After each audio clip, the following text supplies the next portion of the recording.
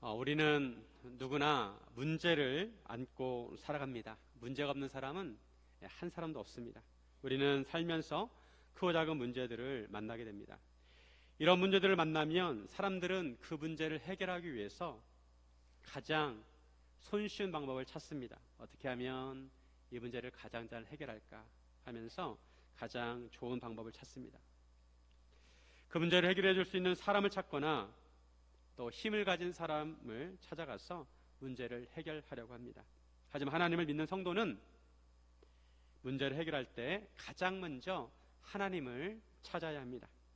하나님께서는 하나님의 백성이 하나님 중심으로 살기를 원하고 하나님을 의지하기를 원하십니다. 왜냐하면 하나님이 우리의 주인이시기 때문입니다.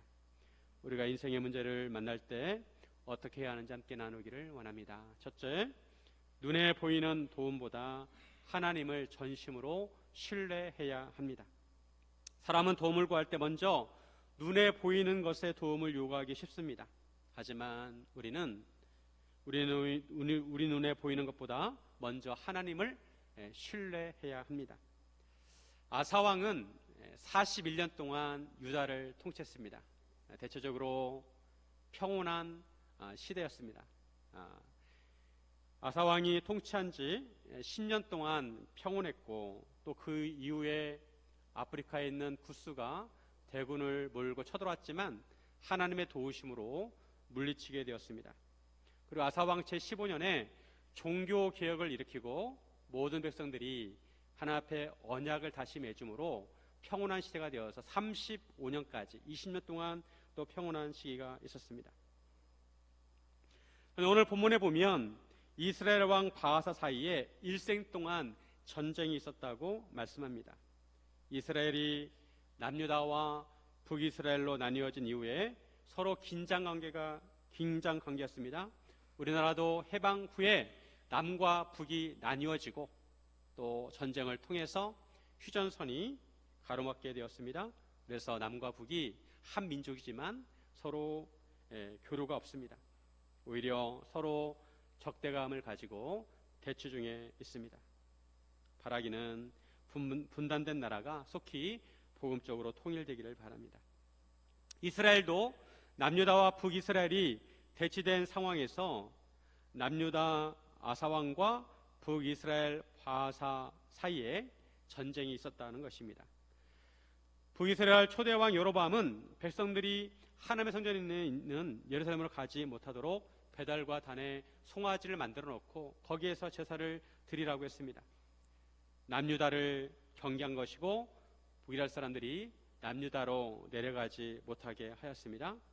이런 상황에서 북이스라엘 왕 바하사가 남유다를 치러 올라와서 라마를 건축하게 됩니다. 라마는 예루살렘 북쪽으로 한 6km 정도 떨어진 곳입니다.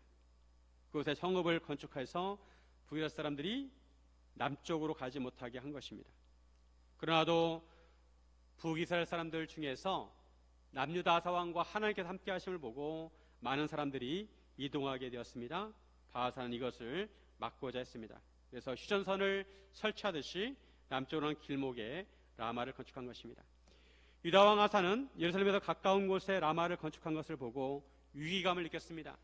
6km는 그렇게 먼 거리가 아닙니다. 거기에 북쪽에 왕이 라마를 건축하는 걸 보고 위기감을 느꼈습니다. 그래서 아사 왕은 이 문제를 해결하기 위해서 아람 왕 베나닷에게 도움을 요청합니다. 아사 왕은 여호와의 성전에 있는 곳간과 왕궁의 곳간에서 금은 보화를 신하의 손에 맡겨가지고 베나닷에 보내주었습니다. 그러면서 이스라엘 왕 바하사와 세운 약조를 깨뜨리고 그가 나를 떠나게 하라고 요청했습니다. 즉 북이스라엘을 공격해서 북이스라엘이 더 이상 남유다를 공격하지 못하게 하라는 것입니다. 유다 왕 아사는 위기의 순간에 하나님께 먼저 구하거나 도움을 요청하지 아니하고 외교적으로 문제를 해결하려고 했습니다. 이런 아사 왕의 노력은 어느 정도 성과가 있었습니다. 베나닷이 군대 지휘관을 보내서 북이스라엘 성읍들을 공격하겠습니다. 주로 갈릴리 주변에 있는 성읍들이었습니다. 이에 바하사 왕은 라마 건축하는 것을 도중에 중단하고 디르사로 가게 됩니다. 이 틈을 타서 아사왕은 온 유다의 명령을 내려서 한 사람도 예외 없이 징병해서 바하사가 라마를 건축했던 돌과 제목소를 가져다가 베냐민의 게바와 미스바를 건축했습니다. 즉 북쪽 경계선을 강화했습니다. 이에 대해서 열왕기에서는 별 문제가 없는 것처럼 넘어가고 있습니다. 문제가 해결된 것처럼 보입니다. 하지만 역대기에 보면 이런 아사왕의 행위에 대해서 선견자 하나니가 하나님의 말씀을 전합니다. 역대하 16장 7절에 보시면 우리 같이 한번 읽어볼까요? 그때 선견자 하나니가 유다 왕 아사에게 나와서 그에게 이르되 왕이 아람 왕을 의지하고 왕이 하나님 여호와를 의지하지 아니하였으므로 아람 왕의 군대가 왕의 손에서 벗어났나이다. 아사 왕이 북이스라엘과 관계에서 하나님을 의지하지 않고 아람 왕을 의지했다는 것입니다. 이로 인해 아람 왕의 군대가 왕의 손에서 벗어났다는 것입니다. 이 사건을 계기로 아람 왕 베나닷은 이스라엘 땅에 대해서 지배권을 갖게 됩니다. 솔로몬 때까지만 하더라도 아람은 이스라엘에 조공을 바쳤는데 이제 상황이 역전되어서 이제 오히려 이스라엘이 아람에게 금은보화를 보내고 도움을 요청하게 되었습니다. 아사 왕의 외교 정책으로 오히려 나중에 아람이 이스라엘에 악한 영향을 미치게 됩니다. 선전 이어서 말합니다. 구스대군이 이전에 쳐들어왔을 때 왕이 하나님을 의지해서 그들을 물리쳤다는 것입니다. 하나님이 그들을 왕의 손에 넘기셨다는 것입니다. 여호와께서 전심으로 하나님을 의지하는 자에게 능력을 베푸신다는 것입니다. 역대하 16장 9절에 보시면 여호와의 눈은 온 땅을 두루 감찰하사 전심으로 자기에게 향하는 자들을 위하여 능력을 베푸시나니 이 일은 왕이 망령되이 행하였은즉 이후부터는 왕에게 전쟁이 없으리이다 하매. 여기서 우리가 주목해야 될 단어는 전심으로 하나님을 믿을 때 전심으로 하나님을 의지해야 된다는 것입니다.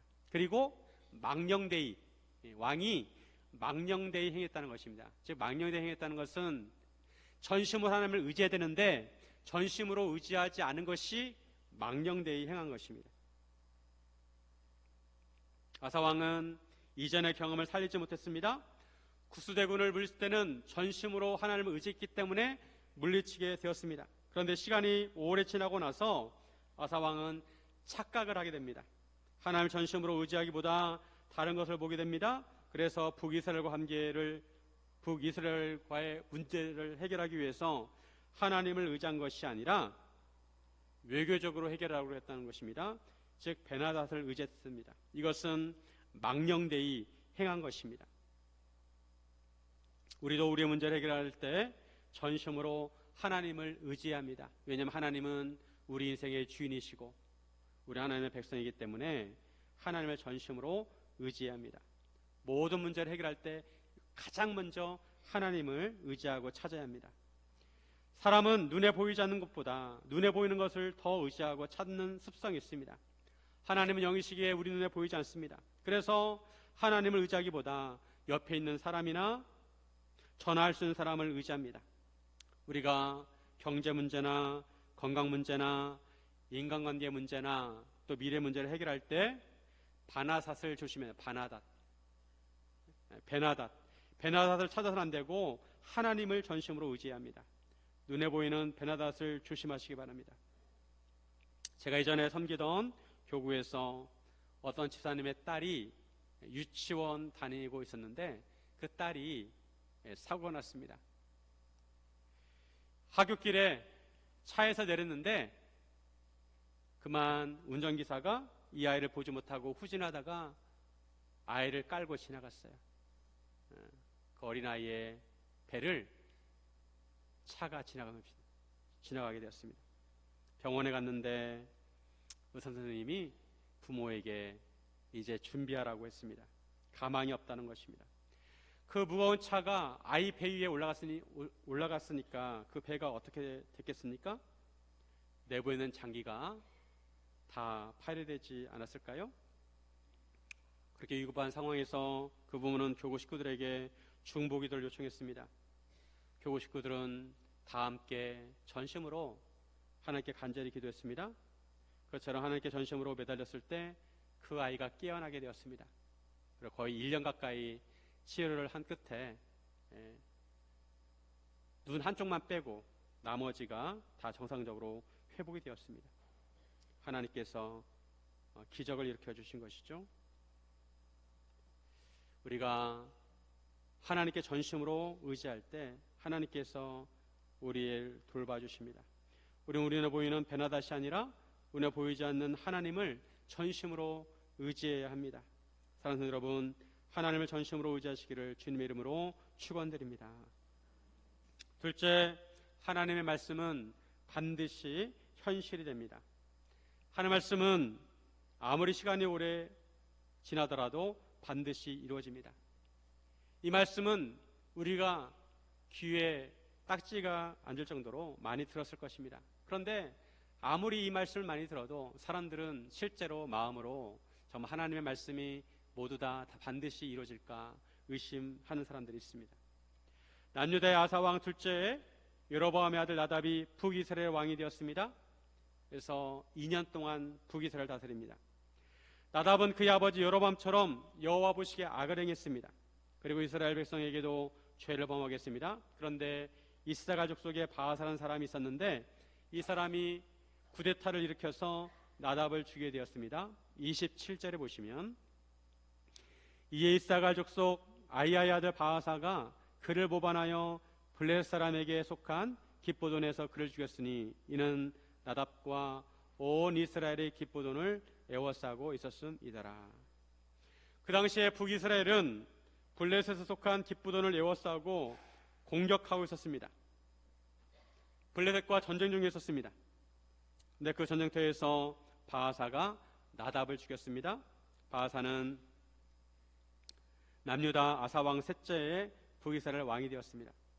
이렇게 해서 여로보암이 북이스라엘 초대 왕이었지만 그의 왕조가 끝나게 됩니다.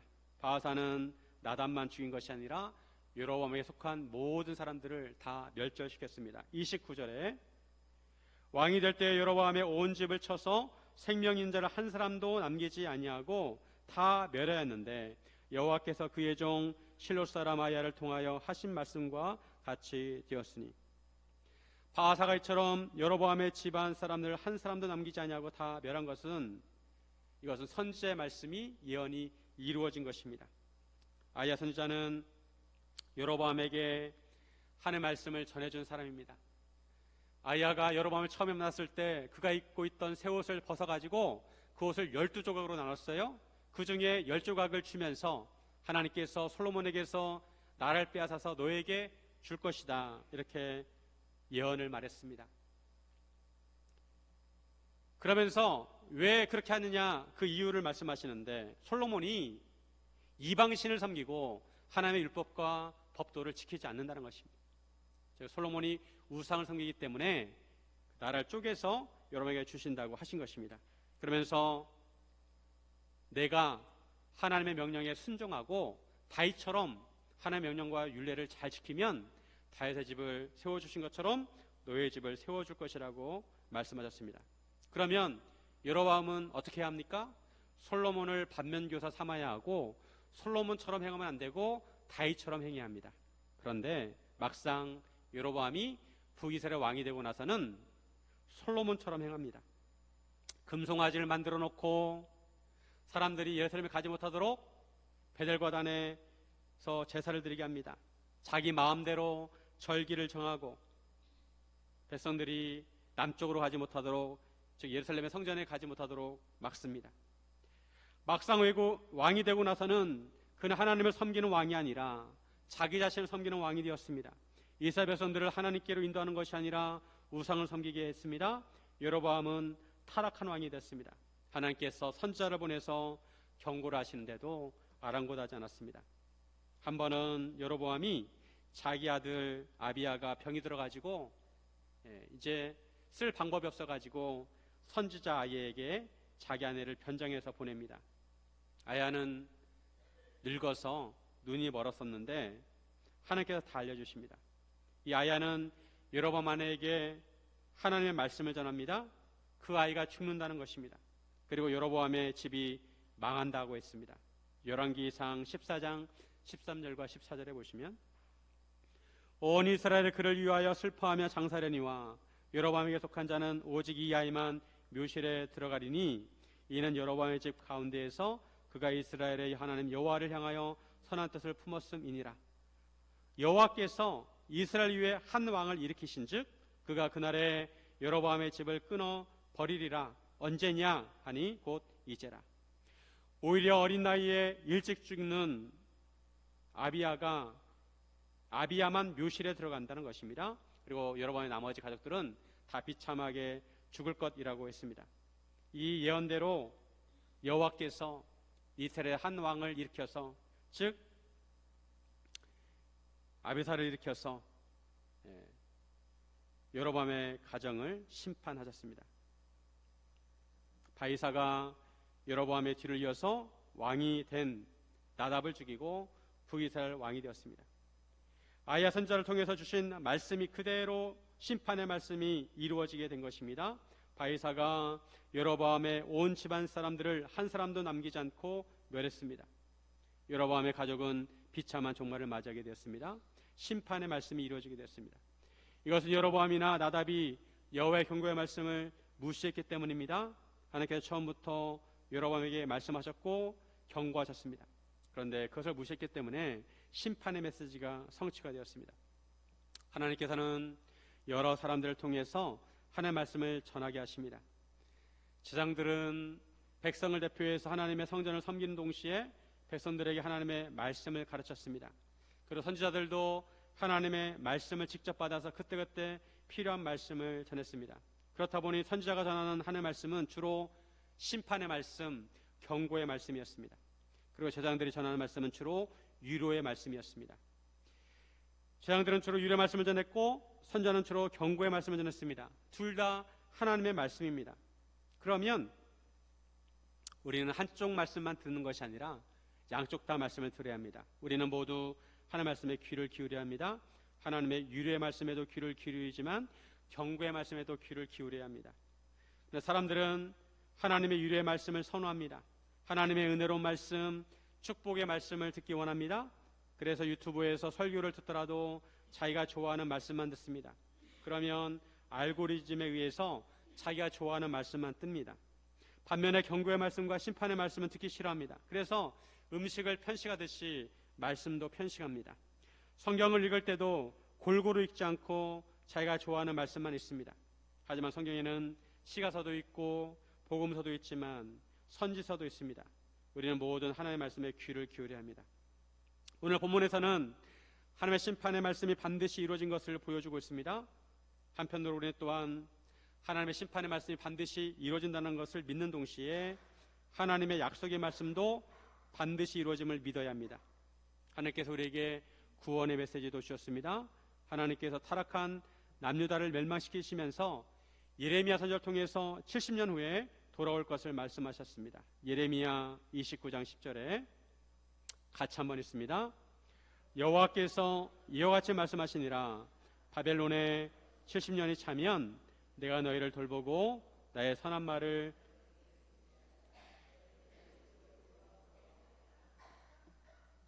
남유다와 예루살렘이 멸망해서 바벨론으로 포로로 끌려가지만 70년이 되면 하나님께서 그들을 기억하시고 다시 돌아오게 하신다는 것입니다.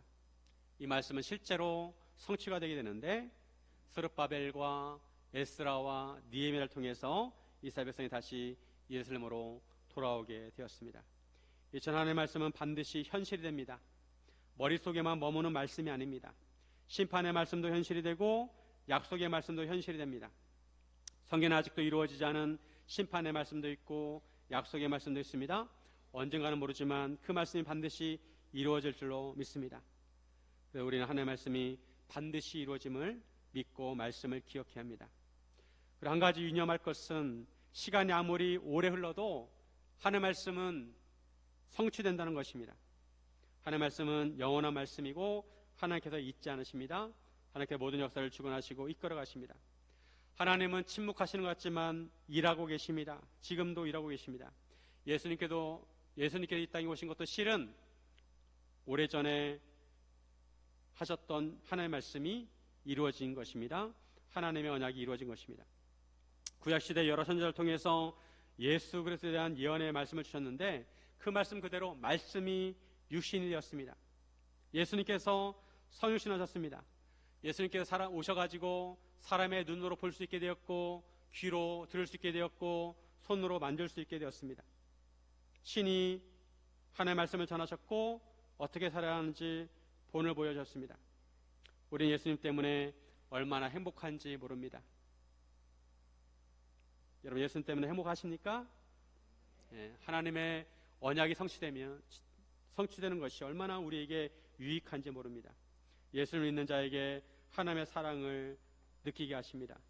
예수님이 이 땅에 오셔서 십자가를 지심으로 우리를 구원하셨고 우리에게 영생을 주셨습니다. 그리고 우리에게 성령님을 보내주셔서 우리가 새 하늘과 새 땅 이를 때까지 우리를 인도하십니다.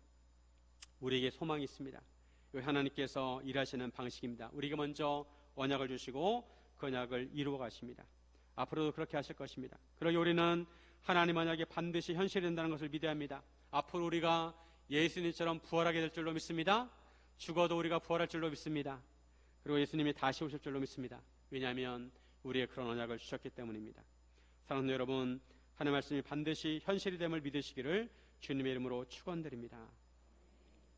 셋째, 하나님 앞에 완고한 마음을 깨뜨리고 부드러운 마음을 가져야 합니다. 하늘 전심으로 의지하기 위해서는 우리 마음이 부드러워야 해요. 부드러운 마음이 되어야 합니다. 우리 하나님의 말씀을 대할 때 어떤 마음을 가지고 대하냐에 따라서 반응이 달라집니다. 우리가 부드러운 마음, 겸손한 마음을 가지고 말씀을 대하면 하나님의 말씀이 우리 마음 안에 받아들여지고 말씀에 순종하게 됩니다. 하지만 우리가 완고하고 딱딱한 마음을 가지고 있으면 하나님의 말씀이 튕겨져 나갑니다. 하나님의 말씀을 들어도 한쪽 귀로 듣고 한쪽으로 흘러갑니다. 눈으로 말씀을 보아도 말씀이 마음에 와닿지 않고 새겨지지 않습니다. 우리의 마음이 이런 상태라면 이런 마음은 위험한 상태입니다. 아사왕이 그랬습니다. 아사왕은 평생 하나님 앞에 온전한 사람이었습니다. 선지자 아사랴가 하나님의 말씀을 전했을 때 하나님을 아사왕은 찾았습니다. 그때 아사왕은 제2차 종교개혁을 일으켰고 백성들로 하여금 하나님께 언약 앞에 맹세하게 했습니다. 그리고 할머니 마아가가 우상을 섬긴다는 이유로 태후의 자리를 피했습니다. 아사왕뿐만 아니라 유대 백성들이 온 마음을 다하고 뜻을 다하여 하나님을 찾았습니다. 그런데 아사왕은 나이가 들어가지고 말년에 마음이 이상해집니다. 선교자 하나니가 아사왕이 북이스라엘과의 문제에 있어서 아람왕 베나다를 통해서 해결한 것을 비판했습니다. 그 하나님 여호와를 의지하지 않았다는 것입니다. 하지만 이렇게 선지자가 하나님의 말씀을 전했을 때 아사왕은 이 선지자의 말씀에 귀를 기울이지 않고 그를 옥에 가둬버립니다. 화를 내면서 그를 옥에 가뒀습니다. 그뿐 아니라 그때 아사는 백성 중에 몇 사람을 학대했습니다. 아사왕의 행태를 비판한 사람들을 가만히 놔두지 않았습니다. 이러한 아사왕의 태도는 이전의 모습과 다릅니다. 아사왕은 어쩌다가 이렇게 완고해졌을까요? 성경에 나와 있지 않지만 우리가 생각을 해보면 아사왕은 오랜 성공에 의지했던 것입니다. 아사왕이 41년 동안 통치를 했는데 오랜 세월 통치를 하다 보니까 이제 왕으로서 전문가가 되었습니다. 어떤 일을 30년, 40년 하면 그 분야의 전문가가 됩니다. 달인됩니다. 아사왕도 왕으로서 전문가가 되었습니다. 그런데 그런 성공은 한편으로 하나님에 대한 믿음을 약화시켰습니다.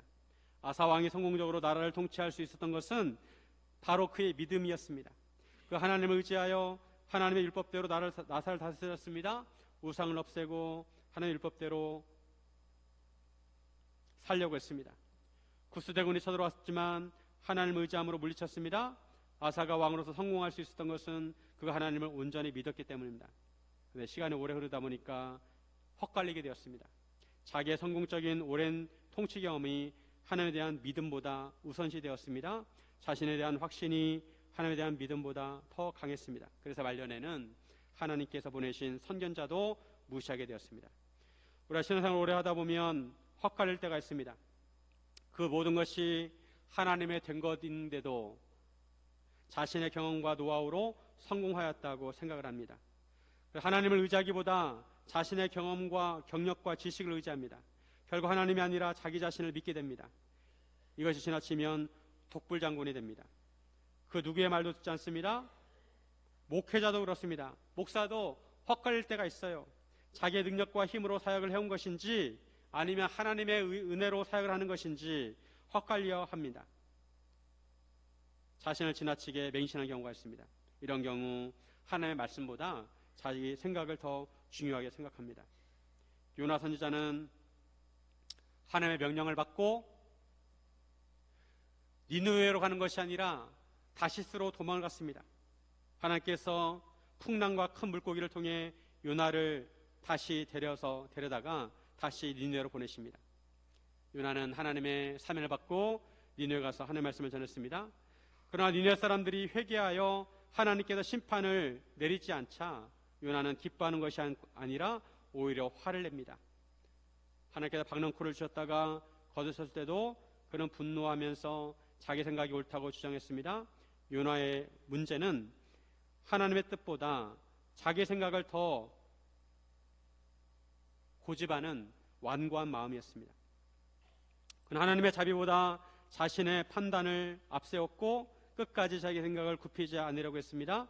요나 4장 9절에 보면 하나님이 요나에게 이르시되 내가 이 박넝쿨로 말미암아 성내는 것이 어찌 옳으냐 하시니 그가 대답하되 내가 성내어 죽기까지 할지라도 옳으니이다 하니라. 박냉쿨은 원래 없었던 것입니다. 그런데 하나님이 주신 것입니다. 그래서 그 박냉쿨이 만드는 그늘을 요나는 좋아했습니다. 그런데 그 박넝쿨이 없어지니까 승질을 부립니다. 그러면서 요나는 자기가 성내어 죽기까지 할지라도 박넝쿨로 인해서 화내는 것이 옳다고 했습니다. 자기 생각을 굽히지 않았습니다. 요나는 하나님의 명령에 순종했지만 마음까지 순종한 것이 그것은 아니었습니다. 우리 안에도 이런 요나가 있습니다. 이런 못된 요나가 우리 안에도 있습니다. 우리 머리로는 하나님의 말씀이 옳다는 것을 압니다. 그런데 우리 마음이 싫어합니다. 하나님의 말씀에 순종하는 것을 싫어합니다. 하나님의 말씀대로 하는 것이 맞다는 것을 알면서도 그대로 하기를 싫어합니다. 이런 마음이 완고한 마음입니다. 아사왕은 이런 완고한 마음을 가졌기에 선지자를 핍박했습니다. 하나님의 책망을 겸허히 받아들이지 못했습니다. 오랜 세월 왕위에 앉아있다 보니까 자기의 권위에 도전하는 것을 용납하지 않았습니다. 영적으로 교만해졌습니다. 자기를 비판하거나 자기 생각과 다른 말을 하는 사람을 학대했습니다. 아사왕은 독재자가 되었습니다. 아무도 그의 마음을 뚫지 못했습니다. 하나님의 말씀도 거부했습니다. 이런 아사왕이 왕이 된 지 39년에 그의 발에 병이 들어서 어떤 병이 들었는지 모르지만 매우 위독했습니다. 그런데 아사왕은 이번에도 여호와께 구하지 아니하고 의원들에게 구했습니다. 그리고 2년 후에 죽게 됩니다. 의원들에게 구한 것이 문제가 아니라 하나님을 찾지 않은 것이 문제입니다. 여호와께 전심으로 의지하지 않았다는 것입니다. 병이 들면 당연히 의원들에게 도움을 요청해야 합니다. 의사도 하나님께서 세우신 사람입니다. 선교할 때 의료 선교는 매우 유익합니다. 천주사님들이 우리나라 선교할 때도 의료 선교를 했습니다. 세브란스 병원이나 전주 예수병원은 선교사들이 세운 병원들입니다. 가장 먼저 하나님께 구해야 합니다. 아사왕은 처음에는 마음이 솜처럼 부드러웠지만 마지막에는 돌처럼 그 마음이 단단해졌습니다. 우리 마음을 부드럽게 합니다. 완고한 마음을 하나님 앞에서 깨뜨려야 합니다. 하나님이신 예수님께서 직접 오셔서 말씀을 전하셨는데도 그 당시에 바리새인들과 유대인들이 하나님의 말씀, 예수님 말씀을 듣지 않습니다. 왜냐하면 그들의 마음이 완고해졌기 때문입니다. 요한복음 12장 40절 우리 같이 한번 읽습니다. 그들의 눈을 멀게 하시고 그들의 마음을 완고하게 하셨으니 이는 그들로 하여금 눈으로 보고 마음으로 깨닫고 돌이켜 내게 고침을 받지 못하게 하려 함이라 하였음이더라. 이사 선지자가 하신 말씀인데 이 말씀이 그대로 성취가 되었다는 것입니다. 즉 사람들이 예수님 말씀을 듣고도 믿지 않았다는 것입니다. 그래서 예수님께서는 마음을 강조하셨습니다. 심령이 가는 자가 복이 있다고 하셨고 마음이 청결한 자가 하나님을 볼 것이라고 하셨습니다. 마음을 밭에 비유해서 좋은 밭에 심겨진 말씀은 30배, 60배, 100배 열매를 거둔다고 하셨습니다. 사람의 간도 건강은 부드럽습니다. 간이 부드러워야 간이 제 기능을 할 수가 있습니다. 그렇지 않고 간이 딱딱하면 간이 제 기능을 하지 못합니다. 간이 딱딱해지는 것을 간경화라고 합니다.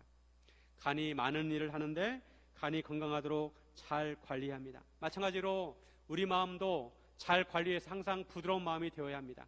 우리의 마음이 딱딱해지는 것을 마음경화라고 합니다. 마음경화.